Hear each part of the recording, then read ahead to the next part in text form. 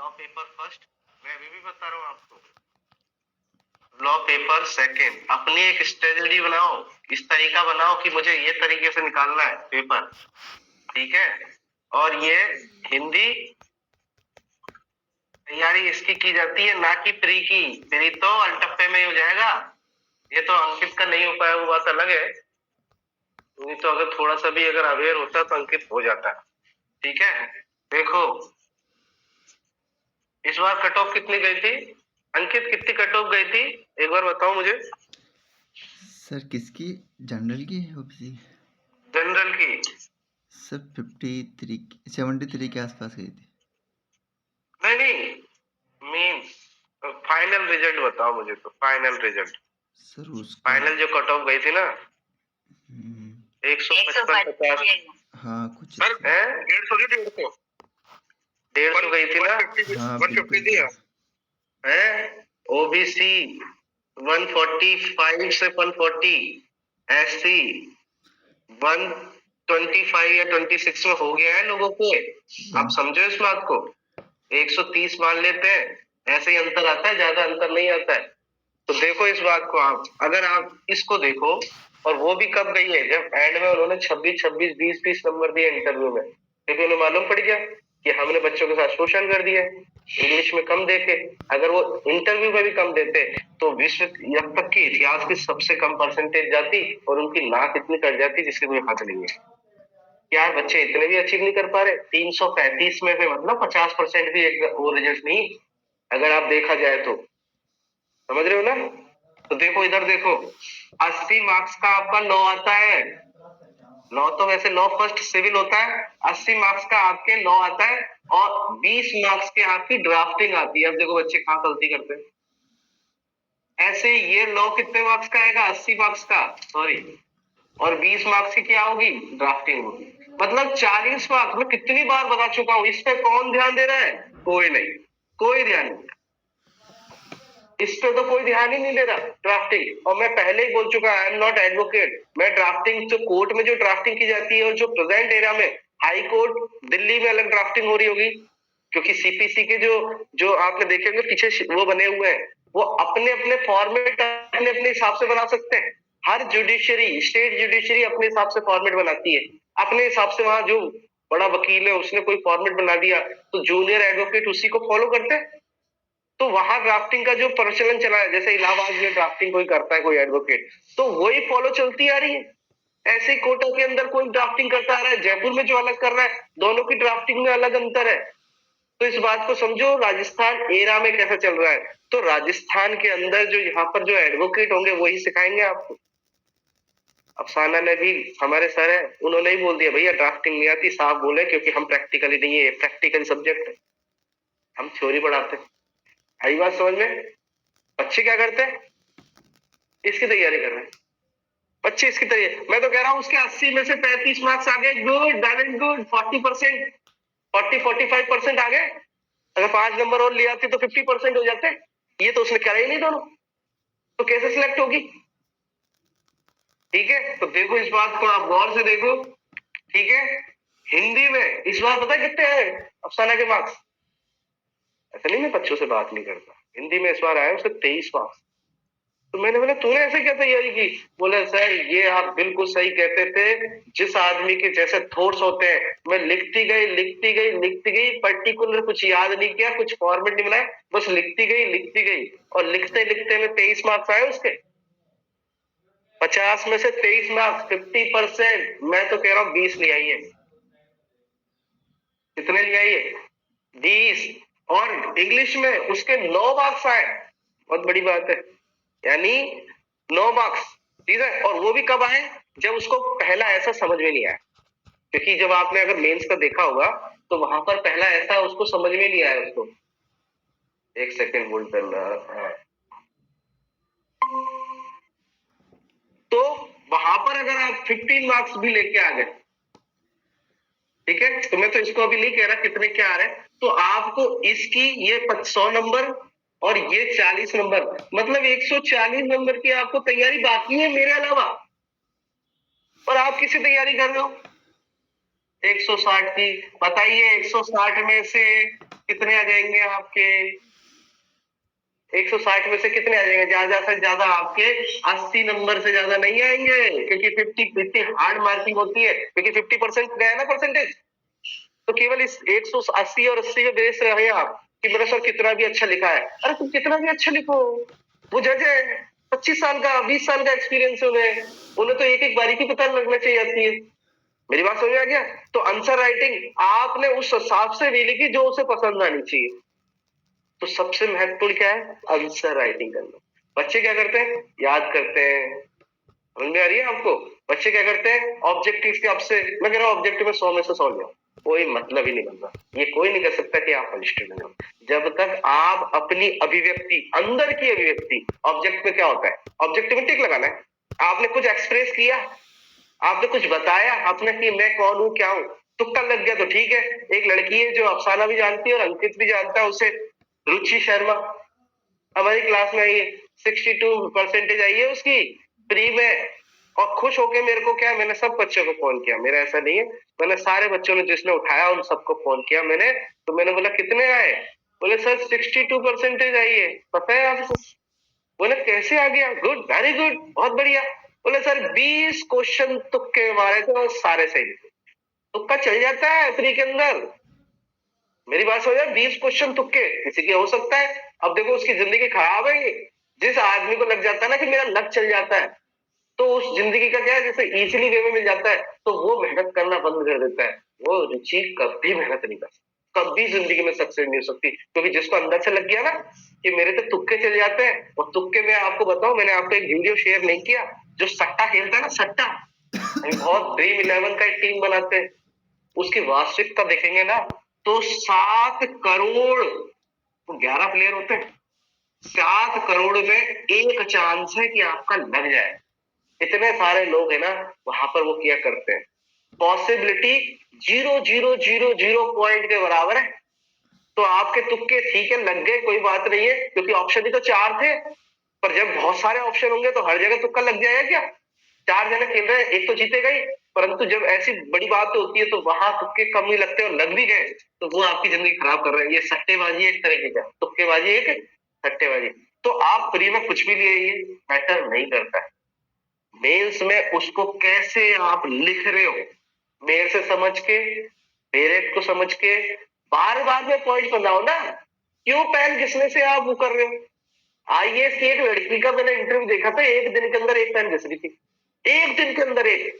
जो 5 रुपए वाला आता है ना, अब सोचो कितनी स्टडी करी होगी आपने। 2 शब्द लिखते नहीं हो कि आपके हाथ पैर वो हो जाते हैं कि यार बहुत कुछ लिख लिया।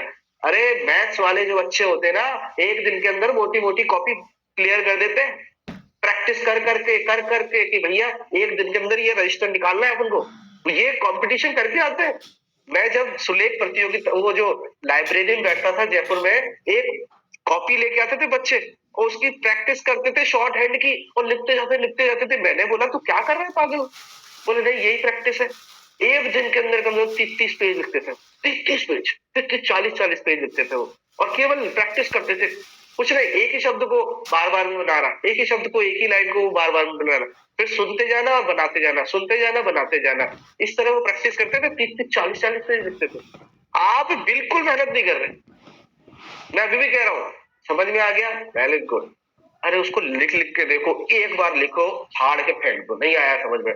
कई बार लेखक होता है ना, जब कोई राइटिंग करता है या पिक्चर का डायलॉग लिखता है तो वो 1000 बार उस डायलॉग को लिखता है और उसको लगता है कि कैसा इंप्रेशन पड़ेगा कैसे नहीं पड़ेगा, वो फिर फाड़ के फेंक देता है, फिर दोबारा लिखता है, फिर फाड़ के फेंक देता है। ऐसे अपने वेरिएंट लेके आओ, ऐसे आपको अपने आप को वो करो।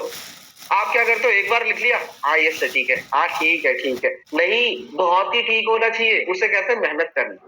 आप लोग क्या करते हो, मैं जब डायरेक्ट पढ़ता हूँ ना, या फिर मैं कुछ किताब पढ़ता हूँ तो मैं उसको सीरियसली पढ़ता हूँ। मैं इसलिए नहीं कह रहा मैं बहुत मेहनत करता हूँ, पर मैं कम से कम नहीं तो 10-20% तो सही पढ़ता हूँ। पर आप तो 1% 2% में ही क्या है, जैसे कोई सब चीज मिली आपको और आप उससे खुश हो जाते हो। आपको नोट्स मिल गए, आपने बोला ठीक है बढ़िया, ये नोट्स बहुत अच्छे हैं, इनसे बेटर कोई दुनिया में नोट्स हो ही नहीं सकते। ऐसा तो नहीं होता, हर चीज परफेक्ट होती है। कोई ने आज तक कोई चीज परफेक्ट बनाई है क्या? हमेशा परफेक्शन का क्या है, एग्जाम होता रहता है। किसी ने बनाई, आज की तारीख में किसी ने बल्ब बनाया एडिसन ने, आज की तारीख में कैसी कैसी एलईडीज आ गई है। कभी लाइट का रुका क्या? परफेक्शन हमेशा आता रहता है। कंप्यूटर किसी टाइम पे कितना मोटा हुआ करता था, आज आपके मोबाइल के अंदर आ गया, चिप के अंदर आ गया वो कंप्यूटर, कितनी छोटी नैनो टेक्निक, तो उसने परफेक्शन को बना कर रखा। एक तरफ रुके तो नहीं आदमी। आपको भी अगर कोई चीज ऐसे प्राप्त हो जाती है तो उसमें गहन अध्ययन करके अपने हिसाब से मॉडिफाई कर। सबसे बड़ी कमी बच्चों की यहाँ है, आंसर राइटिंग नहीं करते। मैं अभी भी कह रहा हूँ, मेंस का, आरजेएस का प्री आप निकाल लोगे। अंकित ने नहीं निकाला, चलो कोई बात नहीं, पर अंकित कभी भी मत सोचना मैं एससी एसटी ओबीसी में आता हूँ। हमेशा जनरल की फाइट करना पूरा 100%, क्योंकि जब आप ऊंचा सोचोगे ना तब थोड़ा बीच में आओगे, क्योंकि परसेंटेज ही 150 जा रही है। केवल छोटा स्तर सोच के जाओगे कि यार 130 ही चाहिए मेरे को, तो वहां 120 क्या 110 भी नहीं आएंगे आपके। मैं लिख के दे रहा हूँ, ये सब मानसिकता खेल है। जब मैदान में उतरते तो कभी मत सोचना कि यार मैं तो अपना आरक्षण ले लूंगा या फिर ये ले लूंगा। जो व्यक्ति जहां पे भी फायदा लेने की कोशिश करेगा वहां पर उसके 90% ना होने के चांस है, क्योंकि मन में पहले ही उसने अपने आप को कमजोर बना लिया। और जनरल वाले तो सोचते हैं पूरी मेहनत कर रही है, देखा उसके सबके रिजल्ट आते कि नहीं आते। मानसिकता में ये नहीं सोचो कि मैं ओबीसी का हूँ, ये लड़की हूँ, मेरे को ये कट ऑफ कम जाएगी, ये कम जाएगी। आप तो पूरा अपना 100% दो, बाद में देखना कि कितना कम जाएगा कि नहीं जाएगा। मेरी बात समझ में आ गया। कई बच्चे जो होते हैं, मेरे दोस्त हैं, उन्होंने एग्जाम निकाला था तो उन्होंने एक ही बात बोली थी, यार मैं तो अपनी कैटेगरी के हिसाब से इतने नंबर करके आया, तो वो आज तक सिलेक्ट नहीं हुआ। समझ में आ रही है। और जो जनरल वाला हो उसका बोला एक नंबर भी नहीं जाना चाहिए, कैटेगरी तो कुछ होती नहीं है इनके लिए। ये समझ में आ गया। तो कहने का मतलब ये है कि आप हो सके जितना सेक्शन पढ़ा दिया, क्वेश्चन लिखो उसका और उसको अपने हिसाब से लिखने की कोशिश करो। टेढ़ा मेढ़ा एक बार देखा, मैं कह रहा हूँ इतने सारे, अगर कभी गौर से अगर एक यूट्यूब देखोगे भी ना तो इतने सारे, मैं क्या कल रात को देख रहा था कि मैं देखूं तो सही कि यूट्यूब पे कुछ मैटर मिलता है कि नहीं मिलता। मैं कम से कम नहीं कह रहा हूँ कि मैंने कम से कम 10 से 12, जैसे मेरे को अफसाना ने बोला सर कौन सा बताया था उसने, अफसाना कौन सा बताया था, कौन सा प्रेप बताया था आपने, लॉ प्रेप जुडिशरी, मैंने कभी नहीं देखे। सही कह रहा हूं, मैंने ये कभी देखे ही नहीं है कि क्या होता है क्या नहीं होता है ये चीजें। मैं ज्यादातर रेफरेंस बुक पढ़ता हूँ और डायरेक्ट पढ़ता हूँ, मैंने कभी इनकी मदद ली नहीं है, ठीक है। पर मैं कल रात को देख रहा था, मैंने बोला चलो आज यही काम करते हैं। आपको विश्वास नहीं होगा, कम से कम 15 साइट ऐसी देखी जहां पर अच्छे वीडियोस मिल रहे हैं। यूट्यूब पे बहुत अच्छे वीडियोस मिल रहे हैं, बहुत अच्छी तरह समझा भी रहे, 15 ऐसी। तो एक टॉपिक लिया, सारे आपने सब्सक्राइब कर ही लेते हो, फ्री में होते हैं सब्सक्राइब, कोई मतलब उसको पैसा नहीं देना, पोस्ट तो नहीं ले रहे हो। तो जैसे ही आपने, अगर जैसे मैं आज ये पढ़ा रहा हूं पट्टा, आपने सर्च किया पट्टा, नहीं समझे, जो भी आपने ग्रुप जो सब्सक्राइब किया था उस ग्रुप में जाइए, उस साइट पे जाइए, उससे पट्टा देखिए कहाँ है, ट्रांसफर ऑफ प्रॉपर्टी पट्टा, उसका देखिए, 10-5 लोगों का और देखिए, मैं गारंटी दे रहा हूँ फिर क्यों नहीं होगा भाई। जब आपने इतने सारे, मेरे से अकेले से पढ़ रहे हो और लोगों से ही पढ़ लो, बनना आपको है।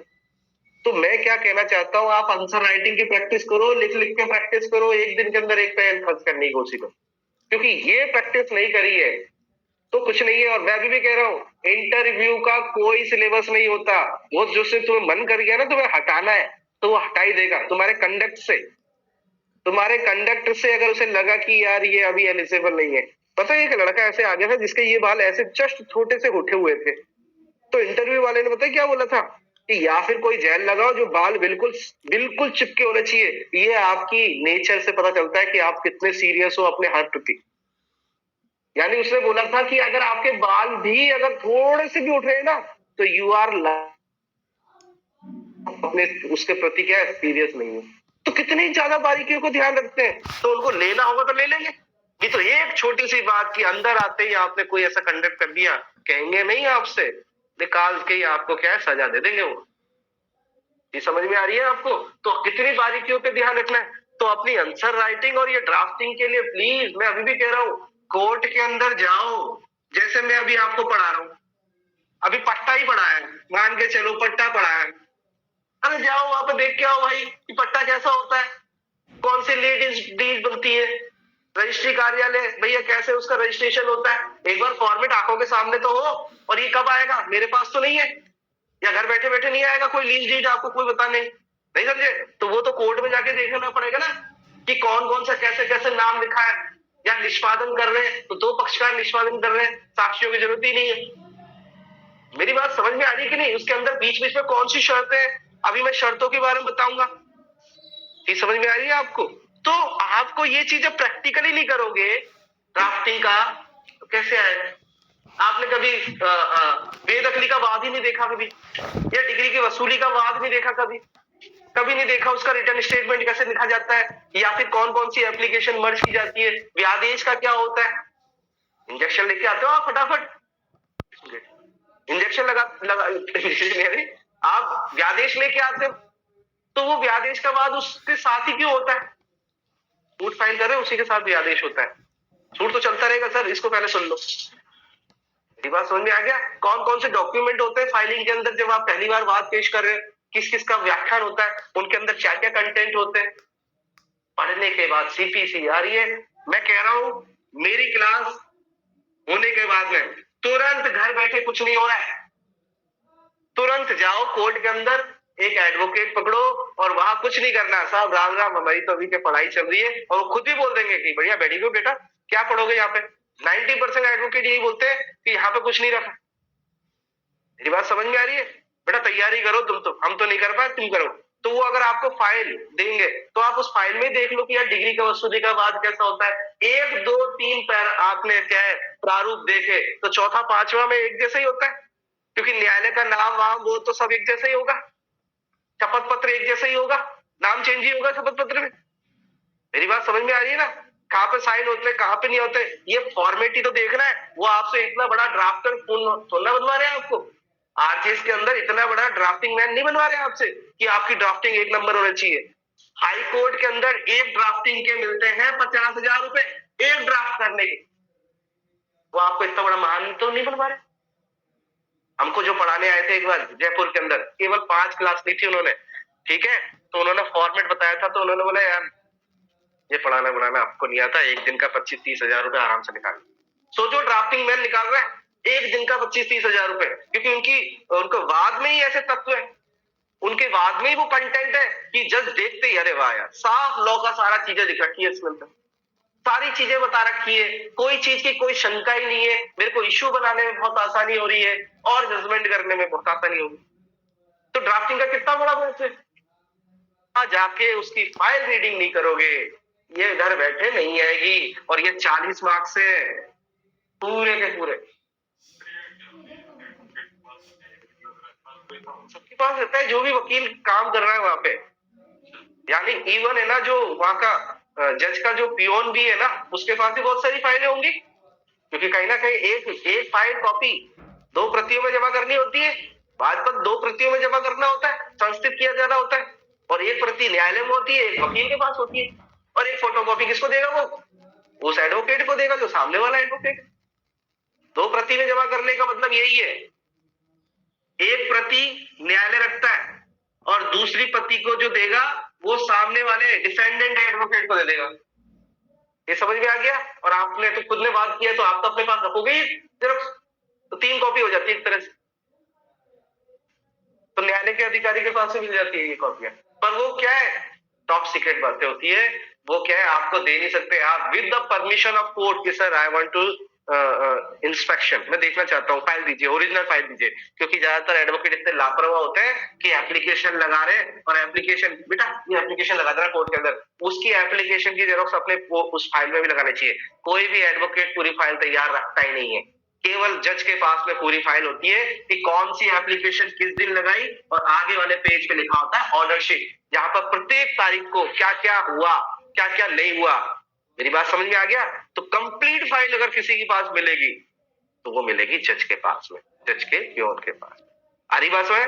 वकीलों के पास में तो 2 पन्ने भी मिल सकते हैं, वही सूट के 2 पन्ने।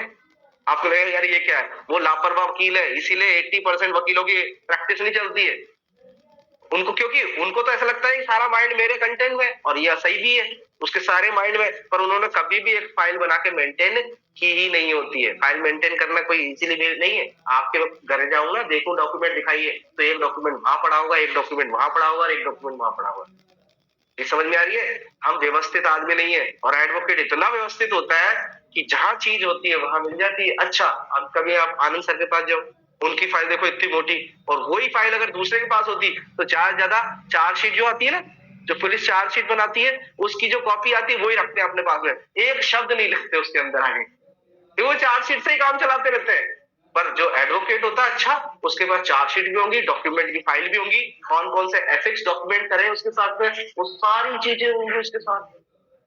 तो ये जब अच्छे एडवोकेट के पास पढ़ोगे, सारी फाइल पढ़ोगे, इसलिए एडवोकेट एक ही बात बोलता है, क्या बोलता है, बेटा फाइल पढ़ो, फाइल पढ़ो। उसके पीछे रीजन ही यही है। मैं लॉ जो 5 साल लॉ कॉलेज में पढ़ाते हैं, क्या 1 साल में पढ़ा दूंगा या 1 बार में पढ़ा दूंगा? वो तुम्हारा बेस है कि तुमने क्या पढ़ा है और उस फाइल को पढ़ के तुम क्या एब्जॉर्ब कर रहे हो, तुम क्या प्राप्त कर रहे हो। तो इसीलिए फाइलिंग का पढ़ना क्यों जरूरत है। पर हमें इतना विद्वान अधिवक्ता नहीं बनना है, हमें केवल उसका फॉर्मेट तैयार करना है। 20 फॉर्मेट तैयार कर लो। कोई भी एडवोकेट होगा, जैसे कंज्यूमर का कोर्ट एडवोकेट है, कंज्यूमर की फाइल देख लो, एनआई का मामला चल रहा है, एनआई की एक फाइल देख लो। आप जरूर थोड़ा है कि एनआई के हजारों केस देखे, ये तो आप अधिवक्ता बनना चाहते हो फिर तो।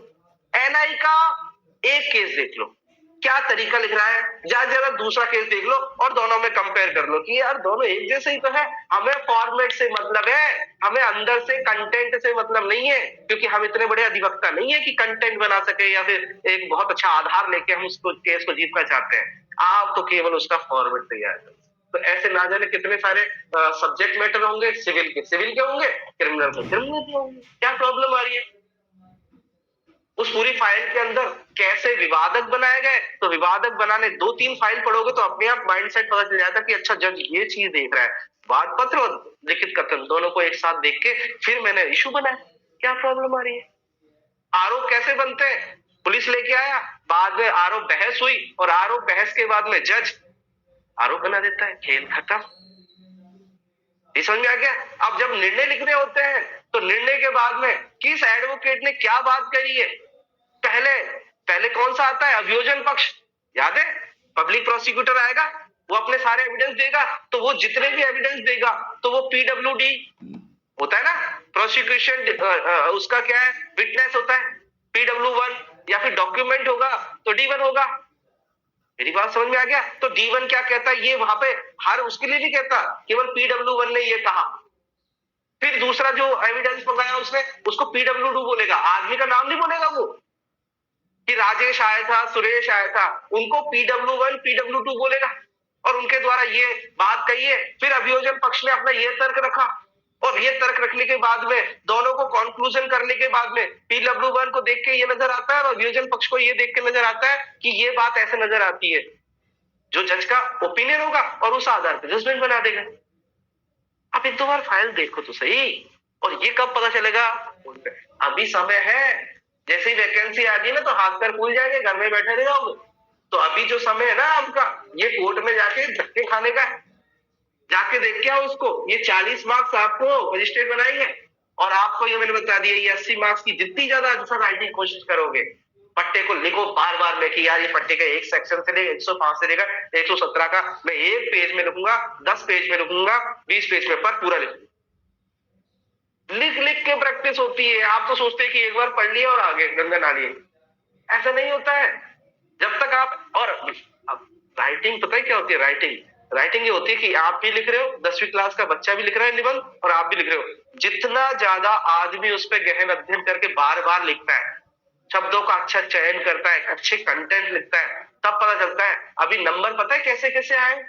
अब सना बोल रही है सर मेरे 23 मार्क्स आए हिंदी के अंदर, जरूर उसने अच्छी सोच लिखी होगी, उसकी सोच उसको लगी होगी कि नहीं लॉ के हिसाब से लिखा है इसके अंदर, लॉ के कंटेंट आ रहे हैं इसके अंदर, या फिर अच्छी सोच वाली व्यक्ति है, तब दिए उसने नंबर। और इंग्लिश वाले के क्या सोच के दिए, यार लॉ के हिसाब से तो कोई नहीं अपने हिसाब से लिखा, मतलब कुछ तो सोच के। चलो इस बार तो नेगेटिव है, पर हमारे टाइम पे यही सोचते थे कि यार इसके अंदर लॉ का तो सेंस ही नहीं आ रहा, निबंध लिख रहा है, लॉ की चीज ही नहीं आ रही। अरे बात समझ में। तो आप जब तक अच्छी तरह लिख लिख के प्रैक्टिस नहीं करो, कैसे आ जाएगा, चाहे निबंध हो चाहे आंसर है। और तैयारी फ्री की नहीं कराता मैं शुरू से कहता हूँ, फ्री की तैयारी मेरी होती नहीं है, तैयारी होती है मेंस के हिसाब से। तो आप इस बात को ध्यान दें। ये नंबर तो हमारे सर कहते थे मैथ्स में बटे के बटे नंबर आते हैं। मैथ्स में क्या आते हैं, बटे के बटे, ये 40 मार्क्स बटे के बटे। कहने का मतलब है अगर उसने न्यायालय का नाम अच्छी तरह लिख दिया, प्रारूप अच्छी तरह बना दिया, और आपने जो कंटेंट होते हैं ना उसके अंदर मेनली कंटेंट होते हैं, वो कंटेंट लिख दिए, भले ही तथ्यों में हेर फेर कर दियो, भले ही तथ्यों में कोई प्रॉब्लम नहीं है, पर कंटेंट सही लिखे, तो आधे नंबर तो इसके मिलते हैं। नाम के, वो न्यायालय का नाम, पक्षकारों का नाम और शपथ पत्र यहाँ पर, और जो 7-8 कंटेंट जब मैं वाद पत्र लिखाता हूँ तो लिखाता हूँ। ये समझ में आ गया? तो ये अगर आपने लिख दिया कि न्यायालय की क्षेत्राधिकारिता के भीतर है, न्याय शुल्क के अधीन है, ठीक है, जी समझ में आ रही है? ये सारी चीजें लिख दी ना आपने, तो इन्हीं के अगर 10-20 मार्क्स का एक वो 10 मार्क्स का है, तो 4-5 मार्क्स तो इसके आ गए, आधे 4 मार्क्स किसके? कंटेंट के, तथ्य के, तो आधे तो लेके आओ। मेरी बात समझ में आई है? अफसाना के कितने आए? 104-5 नंबर आए, इसमें से आधे मार्क्स भी आ जाते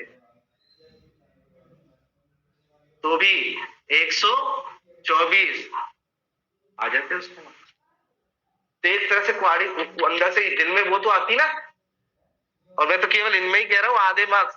यहाँ पर अगर इंग्लिश का और थोड़ा सा अच्छा कर ले, हिंदी में सही है, पर इसके मैथ्स में देखो वो लॉ में इसमें कमी आई, ये अफसाना ही जानती है कि सर मैंने याद करने पे ध्यान दिया, उसको लिख लिख के तैयारी नहीं की है।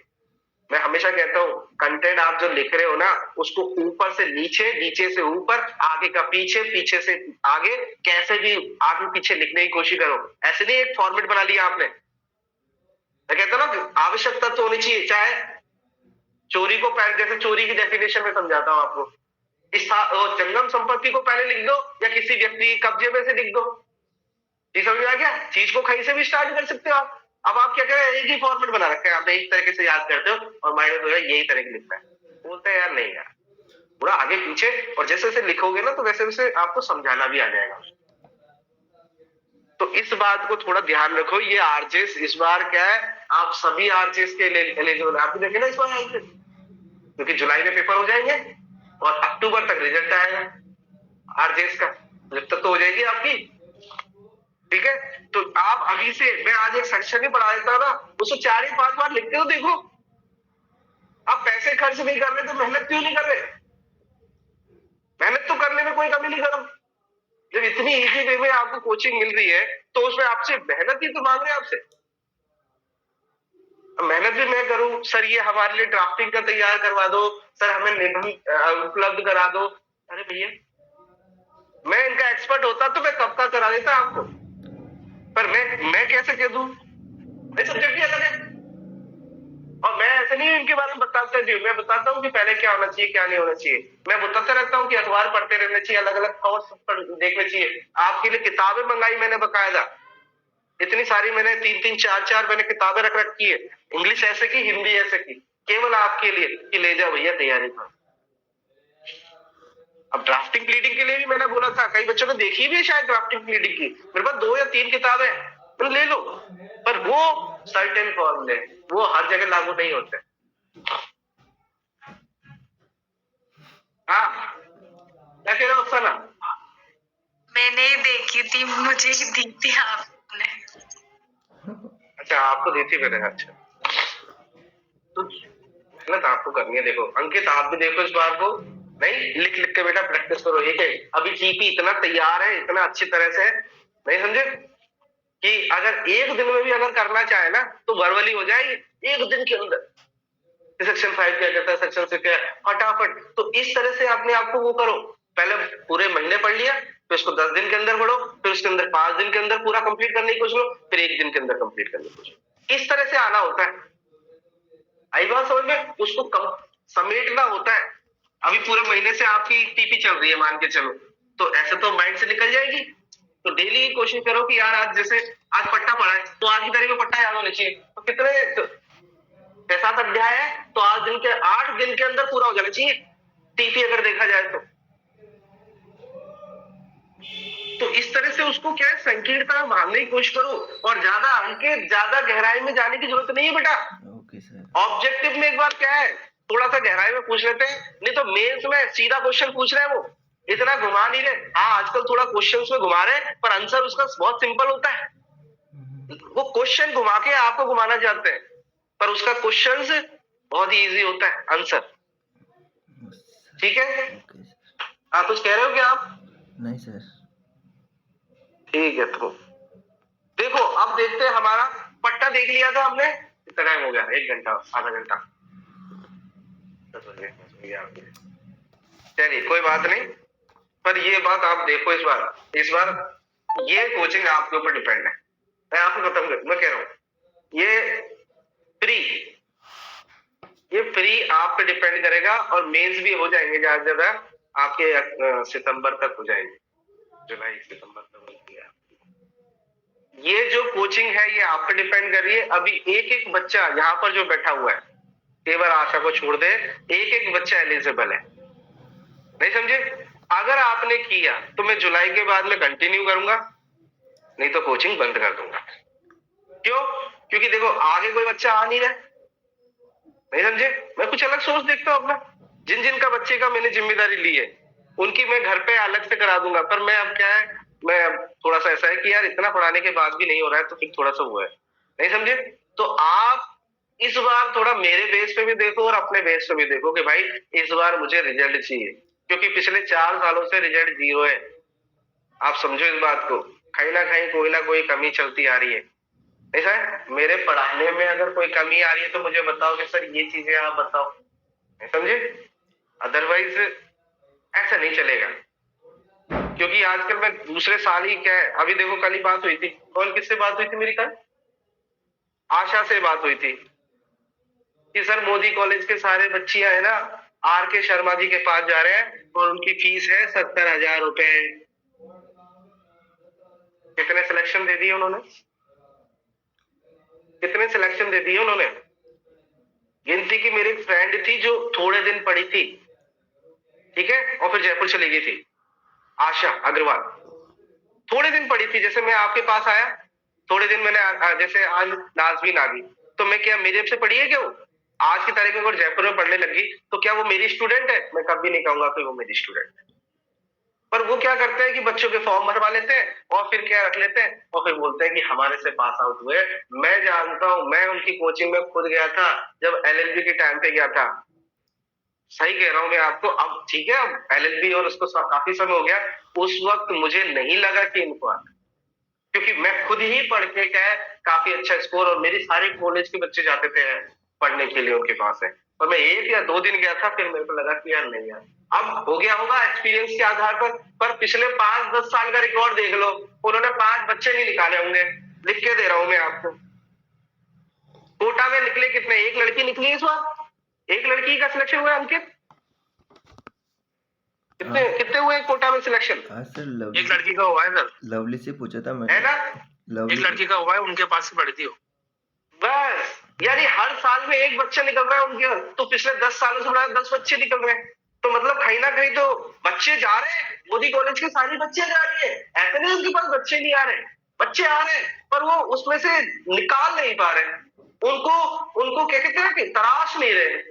जैसे मेरे पास अफसाना आई, मेरे पास अंकित आया, मेरे पास ये आयुषी गुप्ता आई, अगर इन्होंने कंटिन्यू पढ़ाया ना मेरे से 1 साल, तो मैं निकाल रहा हूं इनको, मैं तराश रहा हूं इनको। और जो लापरवाही कर रहा है पढ़ने में, उसकी तो मेरी कोई जिम्मेदारी है नहीं है, नहीं तो और भी बच्चे निकल सकते थे, पर उन्होंने लापरवाही करी थी, वो निकल सकती थी, पर वो अलग ही। तो कहने का मतलब ये है कि अगर वो कोचिंग कर भी रही है तो मेरे से 3 गुना ज्यादा फीस ले रही है, समझ रहे हो? आज कोटा में ही बैठे बैठे ले रही है, और दादावाड़ी से उधर आगे, और उनकी तो 1 साल में 1 बार फीस है, फिर बाद में टाटा बाय बाय, कोई इशू नहीं है। तो कहने का मतलब ये है कि कोटा में रह के अगर वो इतनी फीस ले रहे हैं तो मैं इतनी क्यों ले रहा हूं? मैं भी ज्यादा ले सकता हूं। और इतना सा भी, हाँ मैं आपको और बता देता हूं, वो मेंस के वो नहीं कराते थे, उनके सर थे गौर सर, उन्होंने बोला कि सर मैं उन्हीं के पास पढ़ता हूं। मैंने बढ़िया है सर। बोले सर आपके नोट्स तो बहुत अच्छे हैं, फीस भी सर अच्छे हैं, मैंने बहुत मेहनत करी है इसके। तो उन्होंने बोला सर आप और मैं कोचिंग कर लेते हैं, और ये गौर कंप्यूटर वाला देव कंप्यूटर वाला स्टेशन वाले अच्छी तरह जानते हैं, सबसे बड़ा कंप्यूटर सोर्स है। अगर कोचिंग के भी बहुत सारी कोचिंग भी चलती है वहां पर, एक तरह से हब है, वो एक तरह से एक बिल्डिंग है, पूरा ही हब है, कंप्यूटर से लेकर सारी कोचिंग चलती है, 10 से लेकर उसकी। तो वो उन्होंने बोला सर आप एक काम करो, मैं एकेडमिक्स मान लेता हूँ, वो सॉरी आप एकेडमिक्स मान लो, मैं ये मार्केटिंग से मान लेता हूँ, बच्चे आ जाएंगे। और वो प्रेजेंट में उन्हीं की कोचिंग कर रहे थे, नोट्स देख के ही पागल हो गए, बोले सर हम तो बीएड थ्रू पढ़ते हैं, हमको उन्होंने नोट्स नहीं दिखाया। और मेरे पास में तुम्हारे चित्रे सर है, तुम्हारे चित्रे सर है ना, इनका भी पहले जब पढ़ते थे तो मेरे पास फोन आया था इनका, और कम से कम 5 या 6 बच्चों का फोन आ गया कि सर हमें मेंस की तैयारी करनी है। आर.के. शर्मा जी के सर के यहाँ से फोन आया बच्चों के कि सर हमें मेंस की तैयारी करनी है और आप है ना हमें गाइडेंस कर दो, आप है ना क्या है हमारे क्या मेंस की तैयारी करो। 40 दिन के अंदर क्या तैयारी करा तुम? आप समझो इस बात को। मैं केवल आपको मूर्ख बना के 10 पेपर आपका अटेंड करा सकता हूँ और उनके आंसर राइटिंग लिख दूंगा, ज्यादा मेहनत तो आप ही कर रहे हो, वो तो मेरे पास पड़े हुए पेपर, पर ये तैयारी वो तैयारी नहीं होती। हरी बात समझे? तो वो मेंस की वो तैयारी नहीं कराते, वो प्री के हिसाब से डायरेक्ट पढ़ाया फेल करता, डायरेक्ट पढ़ाया, और मैंने आपको कितने अच्छे नोट्स प्रोवाइड कराए। तो इसीलिए मैं कह रहा हूँ कि अभी भी आप नोट्स बनाइए उनके अपने हिसाब से, जो आपके पास नोट्स है उनको देखो और अच्छे बनाने की कोशिश करो। ये बहुत मेरी बहुत मेहनत है उसके अंदर, इजी वे में मिल रहा है आपको सब कुछ, तो थोड़ा इस बार मेहनत करो, और मैंने आपको सारी बातें बता दी है। चलिए अब चलते हैं पट्टे पर, लास्ट हमारा अट्टा है, ठीक है। कल 111 पढ़ रहे थे हम, इससे पहले तो कुछ प्रॉब्लम नहीं थी। 111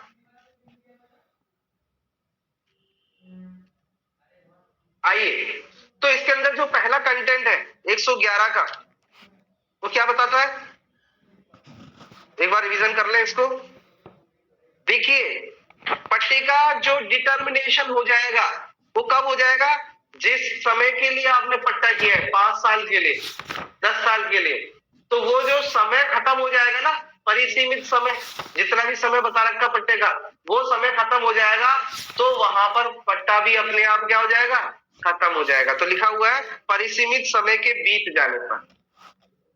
तो मैंने पहले ही कहा था कि जहां पर समय दे रखा है, जहां पर समय दे रखा है वहां पर क्या है, वो समय के खत्म होने पर वो पट्टा अपने आप खत्म हो जाएगा। परंतु जहां समय नहीं दे रखा, क्या होगा, वहां पर नोटिस दिया जाएगा। किस हिसाब से, यदि वो वर्षानुवर्ष पट्टा है तो 6 महीने का नोटिस, क्योंकि हमें पता ही नहीं ना कब खत्म होगा।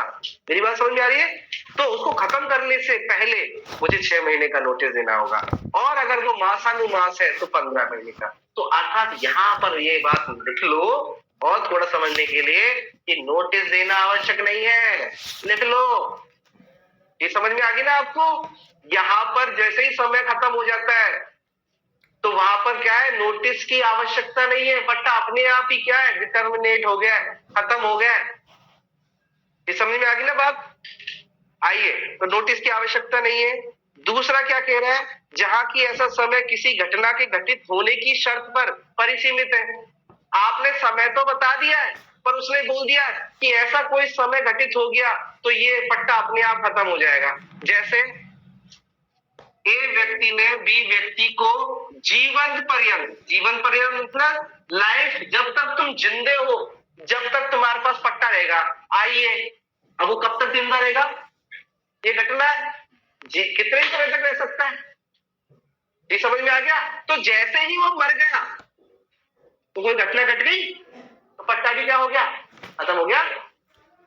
ये समझ में आ गया? समय तो दे रखा था क्या, जीवन पर्यंत, ये समझ में आ गया, पर ये जिंदा भी रह सकता था और मर भी सकता था। तो जैसे ही कोई घटना घटी, मतलब वो मर गया, तो पट्टा भी अपने आप ही क्या हो गया, खत्म हो गया। आई बात समझ में? आइए, जहां की उस संपत्ति में पट्टाकर्ता के हित का पर्यवसान किसी घटना के घटने पर हो जाता है, ठीक है, पट्टेकर्ता का हित का पर्यवसान किसी घटना के घटित होने पर हो जाता है, या उसका वयन, ठीक है, करने की शक्ति का विस्तार। देखो इसको 2 शब्दों में देखना, या ये 2 शब्दों में, दोनों को उदाहरण दे रहा हूं मैं, बेरेक जब से उठाया हूं मैं हर चीज का उदाहरण लेके चल रहा हूं, हर एक लाइन का। तो यहां पर भी देखो, जहां की संपत्ति के पट्टाकर्ता के हित का पर्यवसान किसी घटना के घटित होने पर हो जाता है। पहला पॉइंट तो ये है, पट्टाकर्ता की किसी घटना के घटित होने पर। जैसे ही सेम टू सेम समझिए, ए व्यक्ति थी, बी व्यक्ति को क्या उसने पट्टा दिया, ठीक है। और देखिए मैं आपको एक छोटी बात बताऊं, हिंदू एक्ट के अंदर पुराने कॉन्सेप्ट में क्या था, विधवा को क्या है पूर्ण राइट नहीं थे, ये समझ आ गया। उसके कौन से हित थे, सीमित हित थे, निहित हित थे, तो पूर्ण हित तो नहीं थे, सीमित हित थे। तो एक्चुअली क्या है, विधवा वैसे तो क्या है कोई चीज ट्रांसफर नहीं कर सकती थी, आपने अगर अच्छी तरह भोग कर सकती थी, वो घर में रहे खा पी मस्त रहे, पर प्रॉपर्टी तेरे नाम नहीं जाएगी और तू उसका क्या पूर्ण स्वामी नहीं बनेगी और ना तू उसका ट्रांसफर करेगी। पर आपने पढ़ा है कि अगर कोई आवश्यकता आन पड़ी है, सेक्शन 38 कि अगर आवश्यकता आन पड़ी है तो वो कर सकती है। आइए उसका पति मर जाता है और उसका बेटा क्या है एक तरह छोटा है, तो उसने ही एक पट्टा क्या है बी को कर दिया, पट्टा क्या कर दिया, बी का कर दिया। आइए बाद में वो विधवा मर जाती है तो पट्टा भी क्या हो जाएगा, खत्म हो जाएगा, क्योंकि हित था उसका, वो भी कौन सा हित था, सीमित हित था, वो उसके परिवर्तन पे, उसके खत्म होने पर पट्टा भी अपने आप क्या हो जाएगा, खत्म हो जाएगा। मेरी बात समझ में आ गया, ये चीज कहना चाहता है। और दूसरी बात क्या कह रहा है, देखो दूसरी बात, देखो दूसरा क्या कह रहा है, इसी को समझो आगे, उसका बयान करने की उसकी शक्ति का विस्तार किसी घटना के घटने तक ही, ऐसी घटना के घटने से, ठीक है। देखिए ए व्यक्ति ने बी व्यक्ति को पट्टा दिया और बी ने क्या किया, सी को दे दिया, बी ने क्या कर दिया, सी को दे दिया। अब देखिए ए ने अगर ए का पट्टा बी के विरुद्ध परिवर्तन हो जाता है, मतलब यहां पर अगर इसका पट्टा खत्म हो जाता है तो ये भी आगे पट्टा कर सकता है क्या, तो मतलब इसकी भी शक्ति क्या हो गई, खत्म हो गई, यही कहना चाहता है। जब इसकी शक्ति खत्म हो गई लेसर ही तो है क्योंकि इसने सब लीज पे दे दिया, जब इसकी शक्ति खत्म हो गई तो ये आगे किसी को शक्ति को दे सकता है, वह नहीं कर सकता, क्योंकि इसकी शक्ति भी क्या हो गई है, खत्म हो चुकी है। कौन सा समझ में आया, ये यहाँ पर इस तरह से देखिए इसको, उसका बयान करने की शक्ति, बयान इसने बयान कर दिया था, ट्रांसफर कर दिया, डिस्पोज कर दिया किसी अन्य को, जब इसकी शक्ति खत्म हो गई है, इसने इसको दिया था, इसने इसकी शक्ति नहीं दी, तो इसकी भी इनडायरेक्टली शक्ति खत्म हो गई, तो वहां पर पट्टा क्या हो जाएगा, इसके प्रति क्या हो जाएगा, परिवर्तन हो जाएगा। कौन सा समझ में आ गया, दोनों ही। आइए चौथा देखिए, चौथा क्या कह रहा है, उस दशा में जबकि संपूर्ण शक्ति में पट्टेदार और पट्टेकर्ता के हित एक ही व्यक्ति में, पट्टेदार और पट्टेकर्ता के हित एक ही व्यक्ति में एक ही समय में एक ही अधिकार के नाते निहित हो जाते हैं। मतलब अब पट्टाकर्ता जो था वो अपनी संपत्ति किसको बेच देता है, पट्टेदार को बेच देता है, तो पट्टेदार के पास में पूरी प्रॉपर्टी आ गई, अब वो उसका क्या बन गया, मालिक बन गया। अब क्या केवल वो उपभोग करेगा क्या उसका, अब उसके पास तो पूर्ण राइट आ गया, जिस हो गया स्वामित्व बन गया, तो पट्टा खत्म। ठीक है, जैसे ही कोई प्रॉपर्टी विलयन हो जाती है, मर्ज हो जाती है, तो पट्टा क्या हो जाता है, खत्म हो जाता है। किसमें, पट्टेदार में, किसमें, पट्टेदार में। आइए यहीं पे लिखा है, उस संपूर्ण संपत्ति में पट्टेदार और पट्टेकर्ता के हित, ठीक है, के हित एक ही व्यक्ति में क्या हो जाते हैं, अब मर्ज हो जाते हैं। ठीक है, आइए नेक्स्ट वाला ई वाला क्या कहता है, सरेंडर कर देता है। देखो सरेंडर करना मतलब यानी समर्पण कर देना, अपनी इच्छा से त्याग देना। ठीक है, पर ये कैसे त्यागेगा, अभिव्यक्त अभ्यर्पण द्वारा, अर्थात उस दशा में जबकि पट्टेदार पट्टे के अधीन अपना हित पारस्परिक करार द्वारा। तो कैसे त्यागेगा, अगर कोई सरेंडर भी करना चाहेगा तो कैसे त्यागेगा, पारस्परिक हित द्वारा। ठीक है, ये याद रखना। मैं अब यहां से स्टार्ट कराता हूं, मैंने बोला था ना इन चारों से ही आगे चीजें समझ में आएगी। चंदन जी नहीं आएंगे आज, चलो कोई बात नहीं। चलो, पहला है अभिव्यक्त समर्पण, दूसरा है विवक्षित समर्पण। ठीक है, ये कौन सा है आपका, ई एफ, एक है जी और एक होगा एच। ठीक है, तो अभिव्यक्त समर्पण कर दिया आपने, कैसे कर सकते हैं आप, म्यूचुअली एग्रीमेंट बना के। आगे बात समझ में। आइए विवक्षित अभ्यर्पण द्वारा, अब विवक्षित अभ्यर्पण मैंने आपको बताया था पीछे, इलस्ट्रेशन बहुत अच्छा दे रखा है कि आपने क्या नया पट्टा बना दिया तो ऑब्वियसली पुराना वाला पट्टा क्या हो गया, विवक्षित रूप से क्या है, परिवर्तन हो गया। आपने खत्म नहीं किया उसे डिसॉल्व नहीं किया, नया पत्ता बना लो, नई चीज बना लो, अपने आप ही क्या है, पुरानी चीज का अस्तित्व खत्म हो जाएगा। ऐसे ये कहना चाहता है, विवक्षित रूप से खत्म हो गया, भले ही आपने अभिव्यक्त नहीं किया हो। ठीक है, आइए नेक्स्ट। अब देखिए एच, संपरण। संपरण, संपरण को क्या बोलते हैं, फोर फीचर को, जब्ती। अब मैं आपको दो तीन चीजें, जब्ती, यहां पर पट्टाकर्ता अपनी मर्जी से छोड़ रहा है, यहां पर पट्टादार छोड़ रहा है, और यहां पर पट्टाकर्ता सामने वाले से क्या ले रहा है, जब्त कर रहा है। जो पट्टे पे दी थी ना, जो प्रॉपर्टी पट्टे पे दी थी, उसको क्या कर रहा है, दोबारा अपने पास में जब्त कर रहा है, फोरफीच कर रहा है। ठीक है, तो ये एक तरह से आपने संपरण, एक तरह से दंड है। मैं तेरे को पट्टे पे दिया था, तूने अलग काम अच्छी तरह नहीं किया, तो मैं तेरे से ले लूंगा जबरदस्त जब्ती, प्यार से नहीं, जबरदस्ती। ठीक है, तो कब ले सकता है, अब ये याद रखना। देखो ये तीन चीज याद रखना, तभी आप जब्ती कर सकते हो, और अन्य कंडीशन में आप जब्ती नहीं कर सकते। देखो पहली कंडीशन क्या है, उस दशा में जबकि पट्टेदार किसी अभिव्यक्त शर्त का भंग करता है। किसका, वो एक्सप्रेसली कंडीशन का, अभिव्यक्त शर्त का भंग। हेलो, सारे सुन रहे बच्चे मेरी बात? इसके आगे वाली लाइन का अर्थ बता दो। इसके आगे कुछ लिखा हुआ है, इसके आगे कुछ लिखा हुआ है, देखो मेरे पढ़ने का तरीका बताओ आपको, क्या लिखा हुआ है, जिससे यह उपबंधित है कि उसका भंग होने पर पट्टाकर्ता पुनः प्रवेश कर सकेगा। ये जो पूरी लाइन थी ना, मैंने कहा कि अगर पट्टेदार अभिव्यक्त शर्त का भंग करता है तो हम जब्ती कर सकते हैं, पर ये आगे क्यों लाइन लिखी हुई है, क्या अर्थ है उसका? वेरी गुड, क्या कह रहे हैं, जब कोई अभिव्यक्त शर्त है तो बहुत सारी हो सकती है। अब देखिए शर्त कैसे कैसी हो सकती है, शर्त हो सकती है कि एक्सप्रेस, और दूसरी क्या हो सकती है, विवक्षित। शर्त तो दो तरह की हो सकती है, ठीक है, पर जब्ती का राइट कब आएगा, जब्ती का। अब देखो अभिव्यक्त शर्त क्या होती है, एक हो सकती है मुख्य शर्त, जो बहुत इंपॉर्टेंट है, जैसे मैंने वाटक की बात करी थी आपको, सबसे बड़ी शर्त क्या है, और एक हो सकती है गौण शर्त। अभिव्यक्त में जा रहा हूं मैं, कह रहे हो आप, पट्टे में कह रहे हो, अभिव्यक्त रूप से कह रहे हो, तो एक तो मुख्य शर्त हो सकती है और एक गौण शर्त हो सकती है। गौण यानी अदर, कम महत्वपूर्ण शर्त तो है पर इतनी महत्वपूर्ण नहीं है।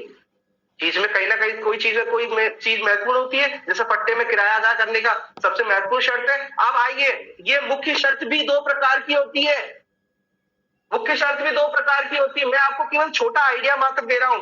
अगर उसमें मुख्य शर्त ऐसी है कि पुनः प्रवेश करने का, मुझे ऐसा लिख दिया, मतलब तूने शर्त भंग की और मैं पुनः प्रवेश कर लूंगा, तो ही वो तब जब्ती कर सकते हैं। अदरवाइज मुख्य शर्त तो दूसरी भी हो सकती है, जैसे किराया ना देना। मैं क्या लिख रहा हूं, किराया ना देना, तो केवल किराया ना देने के भंग के कारण मैं जब्त नहीं कर सकता, याद रखना। मेरी बात समझ में आया कि सामने वाले पट्टेदार ने किराया दिया, मैं तुरंत जब्ती कर लूंगा, नहीं।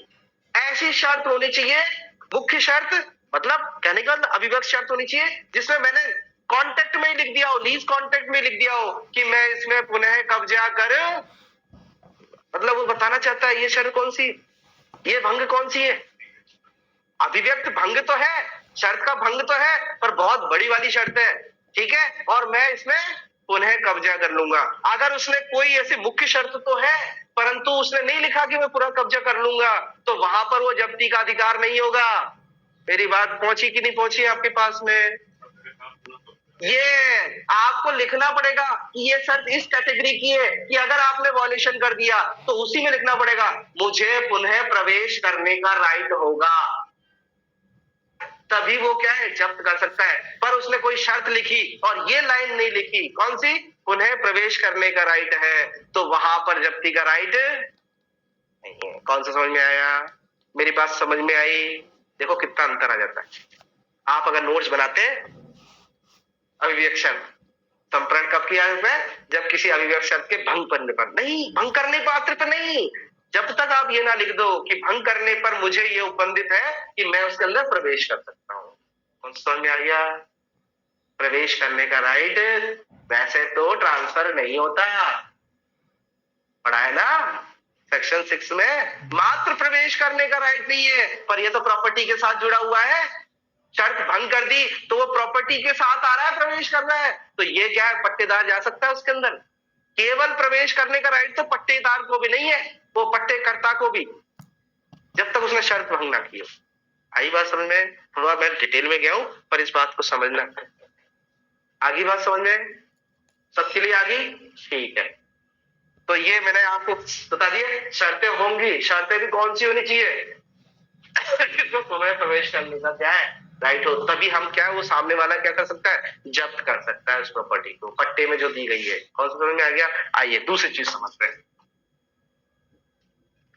दूसरी चीज समझते हैं, क्या दूसरी चीज है कि उसने हैसियत का त्याग कर दिया है। क्या कर दिया है? हैसियत। वो पट्टाकर्ता को पट्टाकर्ता नहीं मानता, अन्य किसी अन्य व्यक्ति को पट्टाकर्ता मानता है, या स्वयं को उसको दावेदार मानता है कि मेरा है ये खेत मेरा है। कौन होता है पट्टे वाला? तो वहां पर अगर हैसियत का वो करता है, त्याग करता है, हैसियत का क्या कर रहा है, त्याग, तो ये तो किसी को भी बर्दाश्त नहीं होगा। आपके किराएदारी अधिनियम में है कि उसे मालिक मानने से क्या करता है, इनकार करता है।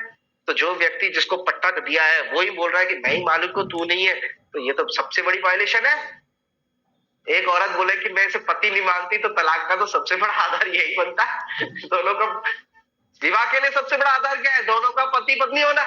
और औरत बोलती है मेरा पति ही नहीं है, तो ये अगर तो फिर राइट मिलेगा कि नहीं मिलेगा उसको डाइवोर्स का? ऐसे ही पट्टा करते का अधिकार को नहीं मान रहा, या उसे मालिक नहीं मान रहा है, ठीक है, और अपने आप को मालिक मान रहा है, तो वहां पर उसकी क्या है, प्रॉपर्टी में कर सकता है। पर इनमें याद रखना, इन तीनों ही कंडीशन में उसे क्या देनी होगी, आगे पढ़ लेंगे नेक्स्ट, ठीक है। देखो, तो हैसियत का त्याग करता, और तीसरा अच्छा, तीसरा पढ़ने से कुछ याद आ रहा है पुराना वाला चीज? चलो जब तक मैं रिफिल कर लेता हूँ, मार्क पूरा डिले हो गया। इस तीसरे को पढ़ने से कुछ चीज याद आ रही है? बताइए अफसाना, बताइए आयुषी, बताइए अंकित। इस तीसरे को पढ़ने से कुछ चीज पीछे वाली याद आ रही है? कोई सेक्शन याद आ रहा है? सर सेक्शन 11 वर्ड 12 कैसे मैडम? वहाँ पे लिखा हुआ था कि कोई व्यक्ति अगर दिवालिया हो जाता है या कुछ तो मतलब दिवालिया हो जाता है, बोलो तो मतलब बोलो, आप बोलना सीखो। सही जा रहे हो, सबसे अच्छा जवाब दिया आपने, और यही आंसर सही है कि भाई जब दिवालिया हो जाएगा, इस तरह का अंतरण नहीं किया जाता कि दिवालिया हो जाएगा तो ये वापस मेरे पास आ जाएगी। यही था? बोला करो ना मैडम, क्या प्रॉब्लम है, कुछ तो बोलोगे ही सही। पर पट्टे में उसमें अपवाद दे रखा है, जाओ देख के आओ नीचे, अगर ऐसा कोई पट्टा है जो फायदे के लिए, ठीक है, तो वहां पर ऐसा अंतरित किया जा सकता है। देख के आओ, लिख रखा है सेक्शन 12 के अंदर अपवाद। देख के आए कि नहीं देख के आए मैडम? पन्ना तो पलटो। अरे प्रियंका मैम, सेक्शन नंबर 12, पन्ना पलट के आओ, देखो नीचे लिखा हुआ है। तो कहने का मतलब, इस तरह का अगर इस शर्त के साथ में आपने ट्रांसफर किया कि दिवालिया हो जाओगे तो प्रॉपर्टी मेरे पास आएगी, तो इस तरह का ट्रांसफर क्या माना जाएगा, शून्य माना जाएगा। पर वो वहां पर उसका ये अपवाद उधर भी लिखा हुआ था, और उसका अपवाद ये भी है कि अगर कोई पट्टेदार दिवालिया हो जाता है तो वहां पर क्या कर सकता है, वो उसको समकरण के लिए कार्रवाई कर सकता है पट्टाकर्ता। जी समझ में आ गया? आगे बात समझ में, मतलब पूर्ण है अंतरित हो जाएगी पट्टेदार के अंदर, पट्टेकर्ते के अंदर। आगे बात, वेरी गुड, अच्छा बताया तुमने। आई बात है, तो ये उसका क्या है, अपवाद है, और यहाँ पे लिखा हुआ है। जी समझ आ गया? आई बात तक नहीं आई समझ में? ट्रांसफर हो रही है कि नहीं हो रही? मैंने आपको ट्रांसफर करी थी, आप पागल हो गए तो वापस मेरे पास आ जाएगी, पट्टे में आ जाएगी, और किसी में नहीं आएगी। आपने दान दे दिया, वो पागल हो गया तो उसके एलआर को जाएगी। सेल कर दिया और वो पागल हो गया तो उसके एलआर को जाएगी। आगे बात है, पर पट्टे में आपने पट्टे पे दिया और वो पागल हो गया तो प्रॉपर्टी तो आपकी थी, आपने तो भोग पे दी थी, कॉमन सेंस भी है, तो उसको क्या है, आपके पास ही वापस आएगी। वापस ही आएगी, क्योंकि प्रॉपर्टी तो आपकी थी। ये समझ में आ गया? ये तो देखिए आगे यही कहना चाहता है, जब पट्टेदार दिवालिया हो जाता है, और वो भी दिवालिया कैसे, आपके कहने से नहीं, या उसने घोषित कर दिया तब नहीं, न्यायालय से क्या होनी चाहिए, उसकी डिग्री आनी चाहिए। दिवालिया घोषित करने की क्या होती है, डिग्री होती है, ठीक है, इंसॉल्वेंट करने की, ठीक है। और पट्टा यह उपबंधित करता है कि ऐसी घटना के घटित होने पर वो प्रवेश कर सकेगा, और यहाँ पे भी ऐसा ही है, उसे लिखना पड़ेगा पर्टिकुलर। देखो हैसियत में नहीं लिख रहा है, विधि की खासियत ये होती है हर चीज के साथ हर चीज नहीं लिखता है। यहां पर लिख रहा है कि यहाँ पर दिवालिया होने मात्र से काम नहीं होगा, उसे लिखना पड़ेगा, क्योंकि ज्यादातर राइट क्या दे रखे हैं हमने, पट्टेदार को दे रखे हैं। अब पट्टाकर्ता का हित आ रहा है कि नहीं आ रहा है यहाँ पे, क्योंकि वायलेशन हो गया, डिटर्मिनेट हो गया, तो मुझे कुछ राइट तो मिलना चाहिए, तो उस पर लिखना पड़ेगा दिवालिया निर्णित हो गया तो मैं पुनः प्रवेश कर सकता हूं। तो एक्सप्रेस कंडीशन दोनों हो गई, आधी बात समझे। ये एक्सप्रेस कंडीशन तो कुछ भी होगी, उनमें से एक कंडीशन कौन सी है, ये आई बात तो समझ में आपको। देखा जाए कंडीशन तो कुछ भी हो सकती है, आप मनमान कंडीशन लगा दो, पर उनमें से एक कंडीशन निकल के आई कि नहीं आई, दिवालिया हो गया तो मैं क्या करूंगा, वापस प्रॉपर्टी में प्रवेश कर लूंगा, ये कंडीशन है। और इस शर्त के साथ में अगर आपने अंतरण किया है तो वो शून्य नहीं होगा, ये ध्यान रखना, वो वैध होगा। इस तरह से क्वेश्चन आ सकता है, ये समझ में आ गया। सामान्य रूप में मत देखना कि कोई भी ट्रांसफर, मैं लिख रहा हूं पट्टे को इस शर्त पर ट्रांसफर करता है कि तू दिवालिया हो जाएगा तो वापस मेरे पास मुझे पुनः प्रवेश का राइट होगा, तो ये अंतरण कैसा है, मान्य है, शून्य नहीं है। ये समझ में आ गया, ठीक है, प्रवेश कर सकेगा। और उन दशाओं में, मतलब इन सभी दशाओं में, मतलब इन सभी दशाओं में, किस दशाओं में से किसी में पट्टाकर्ता या उसका अंतर्ती पट्टेदार को पट्टाकर्ता दे दे या उसका अभिकर्ता दे दे, किस उसका अंतर्ती, ठीक है, पट्टेदार को पट्टे के परिवेशन करने के अपने आशय की लिखित सूचना, कौन सी सूचना, रिटर्न। मेरी बात समझ में आ गया। तो फोरफीचर की कार्रवाई कैसे की जाएगी, ये क्वेश्चन आ गया आपके साथ में कि फोरफीचर की कार्रवाई कैसे की जाएगी या कब परिवेशन हो जाएगा, और ज्यादातर इन्हीं से क्वेश्चन आते हैं। आगे बात समझ में। तो यहाँ पर बाकी टीपी में कुछ पढ़ना नहीं है, यही ध्यान देना है कि फोरफीचर कैसे होता है, क्योंकि राइट तो सारे पट्टेदार के दे रखे हैं, एकमात्र अधिकार है जहां पर पट्टा करता थोड़ा एक्टिव हो रहा है। तो जब्ती कब करेगा, जब्ती जब करेगा। तो इन दोनों में तो क्या है, पुनः प्रवेश का राइट लिखा होगा तभी जब करेगा, अदरवाइज नहीं करेगा, चाहे कितनी भी एक्सप्रेस, जैसे मैं कह रहा हूं किराया ना देने पर ये एक्सप्रेस कंडीशन है, पर पुनः प्रवेश करने का अधिकार नहीं है। आपने किराया नहीं दिया, दूसरे दिन घर में घुस जाओ, ऐसा नहीं होता है। ये समझ में आ गया, जब तक आपने पर्टिकुलर लिख ना दिया हो। आगे बात समझ में, ये कहना चाहता।